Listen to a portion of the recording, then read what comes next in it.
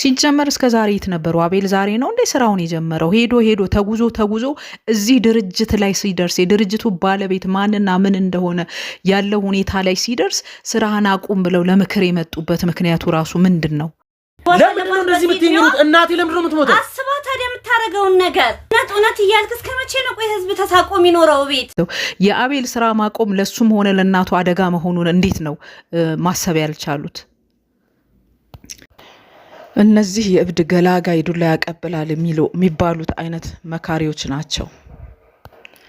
በብዙ ህሊናውን ለመጉዳት ሞከረ። በማር ተሸፍኖ መርዝንና እሬትን ሲዘራ የነበረው ድርጅት በስማቸው ነው ያለው። እናቱ ከመጠየቅ አይድኑም።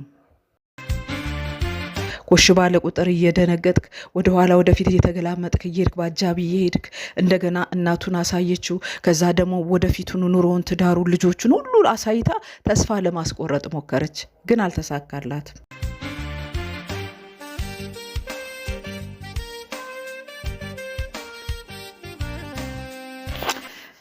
ሰላም እንዴት አላችሁ? እንዴት ቆያችሁ? የምክር ቲዩብ ቻናል ተከታታዮች በያላችሁበት ሀገር በያላችሁበት ቦታና በያላችሁበት ሁኔታ ሰላማችሁ እንዴት ነው? እግዚአብሔር ይመስገን እኔ በጣም ደህና ነኝ። ዛሬ እንግዲህ ጀግናችን አቤልን ሰምተነዋል።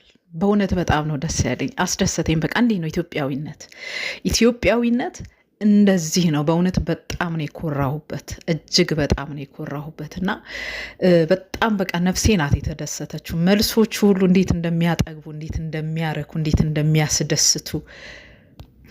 እስቲ ለቻናሌ አዳዲስ የሆናችሁ ሰዎች ሰብስክራይብ በማድረግ ቤተሰብ ሆኑ። ቪዲዮንም ስትጀምሩ ላይክ በማድረግ ጀምሮ ሀሳብ አስተያየትም ካላችሁ ኮመንት መስጫው ስር አስቀምጡልኝ።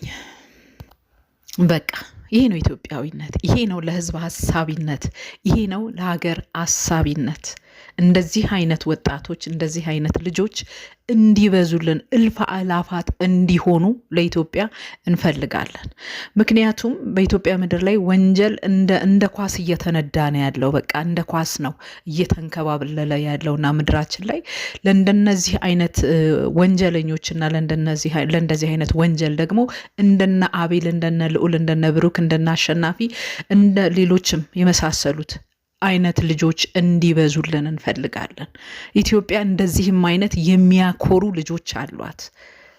ለህዝቦቿ የሚጨነቁ፣ ለሀገራቸው የሚጨነቁ፣ ለትውልዳቸው ለተውፊታቸው የሚጨነቁ፣ ለባህላቸው ለሃይማኖታቸው የሚያስቡ፣ እጅ የማይሰጡ እንደዚህ አይነት ድንቅ ልጆች አሏት። እንዴት ደስ እንዳለኝ።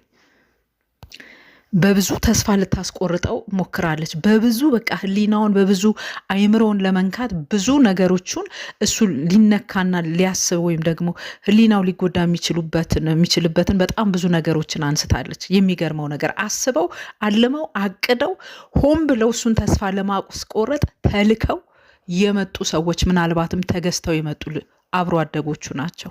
ከአቤል አብሮ አደጎች መካከል እስካሁን እስካየነው ድረስ አንድም ከአቤል ስራ ጋር የሚቆሙ ሰዎችን አላየሁም። እኔ በጣም አለማፈራቸውን የሚገርመኝ ነገር፣ በጣም የገረመኝ ነገር ምንድን ነው? አንተ ሙሉ ለሙሉ እጅህን አቁም፣ ከድርጅቱ ላይ አውጣ፣ ስራውን ተው እያሉት ናቸው ያሉት። አቤል ስራውን እንዲያቆም፣ ድርጅቱ ግን ስራውን እንዲሰራ እየሰሩ ናቸው ያሉት። ያ ነው እንዲሆንላቸው የፈለጉት።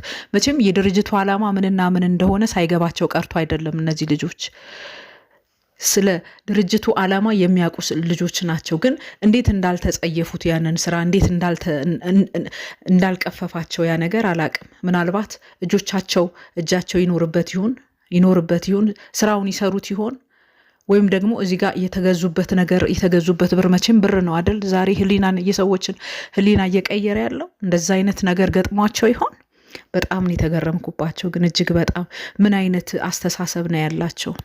አቤል እኮ ዛሬ ስራውን ቢያውቀው፣ አቤል ይህንን ክትትሉን ይህንን የድርጅቱን ክትትል ቢያውቀውም እኮ የአቤል እናት በዛ ድርጅት ውስጥ የሚሰሩ የወንጀል ስራዎችን ሁሉ እየፈረሙ ሊቀጥሉ ነው፣ እየፈረሙ ሊሄዱ ነው። ወንጀለኝነታቸው እየበዛ እየሰፋ ሊሄድ ነው አይደል እንዴ? ልጆቹ ድርጅቱ ስራውን እንዲሰራ ይፈልጋሉ። አቤል ግን ስራውን እንዲያቆም ይፈልጋሉ። አቤል ስራውን መስራት ሲችል ብቻ ነው እናቱን ነፃ ማውጣት የሚችለው። ይህንን እንዴት እንዳልተረዱትን ያልገባኝም። አቤል ስራውን አቆመ ማለት እናትየውን ከመሳቀቅና ከመሸማቀቅ እነሱ እንዳሉት ለማለት ነው። ግን እናትየው በዚህ መልኩ ነው ገጥመውኝ አያውቁም። የአቤል እናትና የልዑልን እናት ስንሰማቸው ስናያቸው በጣም የሆነ ወኔ ያላቸው እናቶች ናቸው፣ ጀግኖች ናቸው። በውስጣቸው ያለው ነገር ደስ የሚል ነው። እነዚህ ለምን መጥተው የእናትየውን አቅምና የእናትየውን እንትን እንደዚህ ሊያንኳስሱ እንደፈለጉ አልገባኝም። እነሱ የአቤልን ስራ ማቆም ብቻ ነው የፈለጉት። አቤል ስራውን ቢያቆም ይህንን ስራ የሚሰሩ ሌሎች ብዙ ሰዎች አሉ። ስለዚህ እናትየው ከተጠያቂነት የሚያመልጡበት ምንም አይነት ሁኔታ የለም። አቤል ስራውንም ሰራ ስራውንም አልሰራም፣ የአቤል እናት ግን ከተጠያቂነት የሚያመልጡ አይደሉም። ሳያውቁ ሳይገባቸው የገቡበት ነገር ስላለ ማለት ነው። ስለዚህ የአቤል ስራውን መስራት ለእናትየው ጥቅም እንጂ ጉዳት አይደለም። ለአቤል ብቻ ለእናትየውን ብቻ አይደለም፣ ለሱም ለራሱ። ይህን ስራ ቢያቆም አቤል እኮ ወንጀለኛ ነው፣ እስር ቤት ነው የሚገባው። እናቱም እሱም እስር ቤት ነው ገብተው ቁጭ የሚሉት። ለእናትየው አስበው ለአቤል አስበው መተው ይህን ስራ አቁም የሚሉ ይመስላሉ። አስበው አይደሉም። ለአቤልም አላሰቡም፣ ለእናትየውም አላሰቡም። አቤል ይሄንን ስራ ተወ ማለት እናቱም እስር ቤት ናቸው፣ አቤልም ራሱ እስር ቤት ነው። ራሱንም እናቱንም ነፃ ማውጣት አለበት ከዚህ የተወሳሰበና የተሳሰረ ወንጀል። ምንድን ነው የሚፈልጉት? በምክር ስም መካሪ መስለው መተው ሊያሳርዱት ነው፣ ሊያስገድሉት ነው። የውር ድንብር ምክር ይዘው መተው የሚመክሩት እንዴት ሰው ነገሮችን ከኋላና ከፊት ነገሮችን እንዴት ነው የማይመለከተው? የአቤል ስራ ማቆም ለሱም ሆነ ለእናቱ አደጋ መሆኑን እንዴት ነው ማሰብ ያልቻሉት? ይህን ያህል ዘመን ይህን ያህል ጊዜ ከዚህ ከወንጀለኛ ድርጅት ጋር ሲተባበሩ የኖሩት ሳያውቁ ሲተባበሩ የኖሩትስ እናቱ እንዴት ነው ነፃ መውጣት የሚችሉት? አቤል ስራውን ካልሰራ። አቤል እኮ ገና ከራሄል ግድያ ነፃ የሚሆንበትን እኮ ማስረጃ ገና እኮ አላገኘም። እሱን በመፈለግ ላይ እያለ ነው የዚህን ያጎቱን ድርጅትና ያጎቱን ወንጀለኝነት የተረዳው። የእሱ ነፃ የሚወጣበትን ነገር ማስረጃ እየፈለገ ባለበት ጊዜ ነው ይሄ ነገር የተገኘው። ስለዚህ አቤል ስራውን አቆመ ማለት እሱ ነፃ የሚወጣበትንም ማስረጃ አላገኘም፣ እስር ቤት ይገባል። እናቱም ደግሞ እስከዛሬ ሲሰሩ በነበሩበት ስራ ተጠያቂ ሆነው እስር ቤት ይገባሉ። ሁለቱም እናትና ልጅ ተያይዘው እስር ቤት። ስለዚህ የአቤል ስራ መስራት ለራሱም ሆነ ለእናቱ ትልቅ ጥቅም አለው። ዛሬ ነገ ብቻ አይደለም፣ ዛሬ ራሱ ትልቅ ጥቅም አለው። ስለዚህ አቤል ስራውን መስራት ስራውን መቀጠል ነው ያለበት። ደግሞ ውስጡ ያለው ኳሊቲ እንዴት እንደሚያስደስት በቃ እንደዚህ ነው ኢትዮጵያዊነት፣ እንደዚህ ነው ጀግና፣ እንዲህ ነው ኢትዮጵያ ማፍራት ያለባት ልጆች። እንዲህ አይነት ልጆች ናቸው የህዝብና የሀገር ነገር የሚሰማቸው፣ የህዝብና የሀገር ሸክም የሚሰማቸው፣ ስለ ህዝባቸውና ስለ ሀገራቸው ብዙ ዋጋ ለመክፈል የሚነሱና የሚበረቱ እንዲህ አይነት ድንቅ ትውልድ ነው ለኢትዮጵያ የሚያስፈልጋት። አቦ ያብዛልን፣ ሺ ይሁንልን። የዛሬዎቹ አብሮ አደግ መካሪዎቹ የእብድ ገላጋይ ዱላ ያቀብላል የሚባሉ አይነቶች ናቸው። እነዚህ ትክክለኛ መካሪዎች አይደሉም። እነሱ ግራና ቀኙን ኋላና ፊቱን የተመለከቱ መካሪዎች አይደሉም።